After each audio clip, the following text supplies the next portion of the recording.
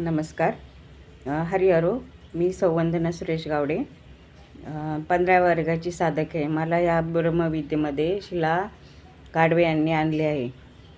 माझा अनुभव असा आहे की मला असं कधी आठवलेच नाही की माझं आज काही दुखत नाही. दररोज काही ना काही दुखायचं.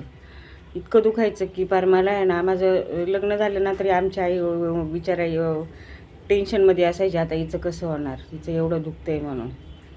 तसं आज दुखते हे, उद्या दुखते ते, म्हणजे सरांच्या भाषेत ना होलसेल आजार होते सगळे.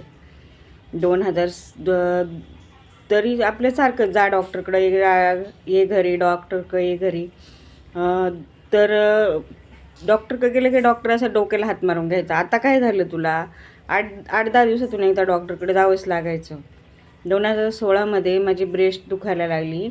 मेमोग्राफी केल्यावर कळलं की माझ्या ब्रेस्टमध्ये गाठी आहेत, दोन्ही ब्रेस्टमध्ये एकात 8 आणि एकात 9 अशा गाठी आहेत.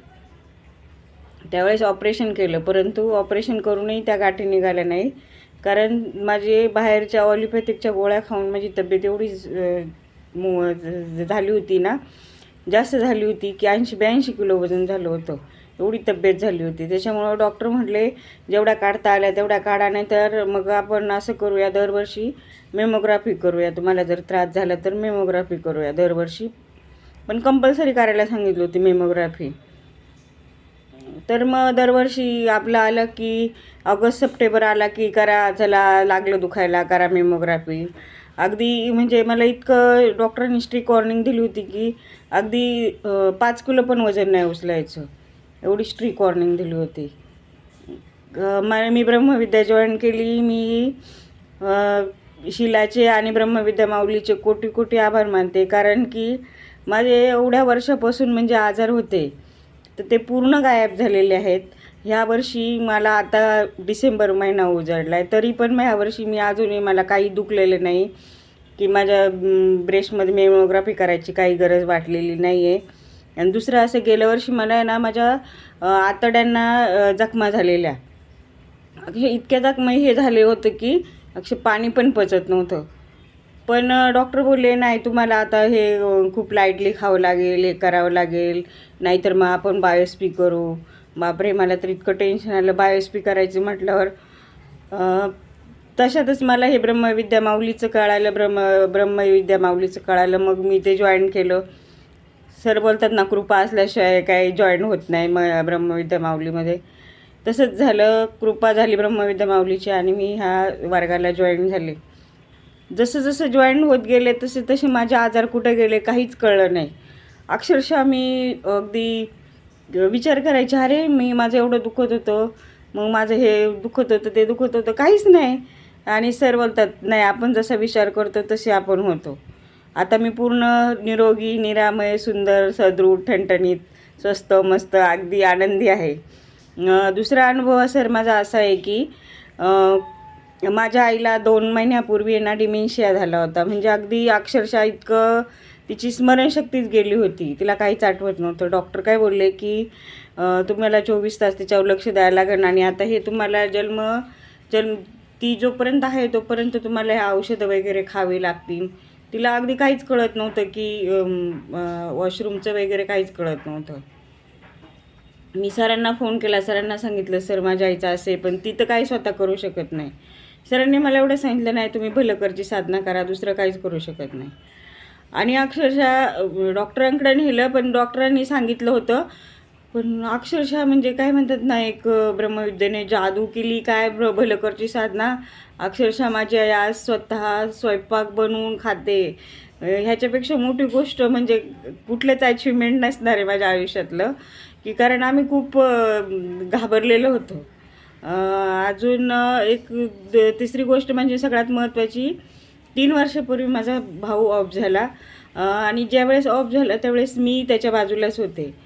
तर अक्षरशः इतकं व्हायचं ना की देवा का, म्हणजे आमच्या तिघी बहिणींमध्ये एकच भाऊ होता, का देवा का असं केलं, हे केलं, का त्याला घेऊन गेला, असं म्हणजे खूप रडायची. संध्याकाळी रात्री झोपताना आहे ना, तेच माझ्या डोळ्यासमोर दिसायचं का त्याने प्राण सोडलेला.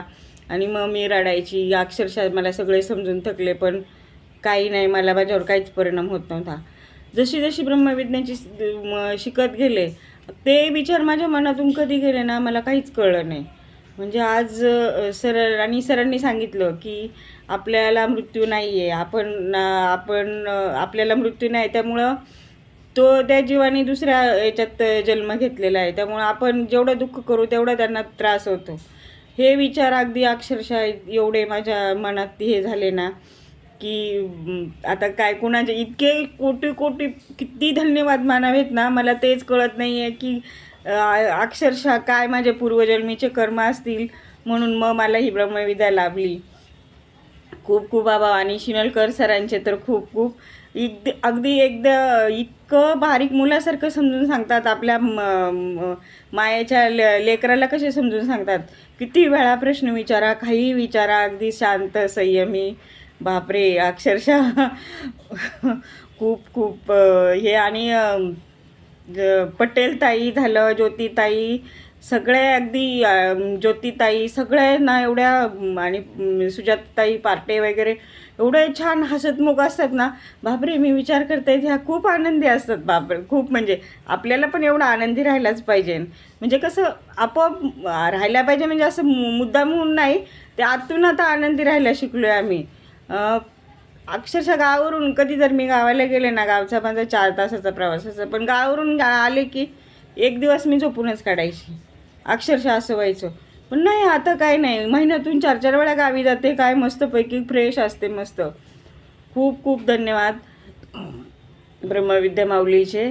आणि ह्या साधनेला जोडून राहण्याची ब्रह्मविद्या माऊलीला खूप दररोज प्रार्थना करते की मला ह्या विद्येला जोडून घ्या. मी पोस्टाचं कलेक्शन करते, पोस्टाच्या RDचं कलेक्शन करते. अगदी असं समोरून कुणी दिसलं का, नाही कोणाला व्याधी आहे, नाही तुम्ही हे करा, कोणाला पटत नाही, कोणाला पटतं, पण मी सांगायचं काम करते, नाही बाबा तुम्ही हे असं हे करा, तुम्ही जॉईन करा. मी स्वतः जाऊन फॉर्म भरते. मी काय माझा मोठेपणा नाही सांगत, पण मी स्वतः जाऊन त्यांना म्हणते, नाही तुम्हाला नसेल जमत, मी तुमचा फॉर्म भरते, पण तुम्ही जॉईन व्हा. काहींना पटतं, काहींना नाही पटत, तो त्यांचा प्रश्न आहे. अजून एक सर्वात मोठी माझी अचिव्हमेंट म्हणजे माझं वजन 82 किलो होतं, आत्ता माझं वजन 70 किलो झालेलं आहे. अगदी काही म्हणजे नॉर्मल काही न करता अक्षरशः त्या वजनावरून मला इतकं सगळ्यांनी हे करायचे ना, काय काय खाते, काय बोलतात ना,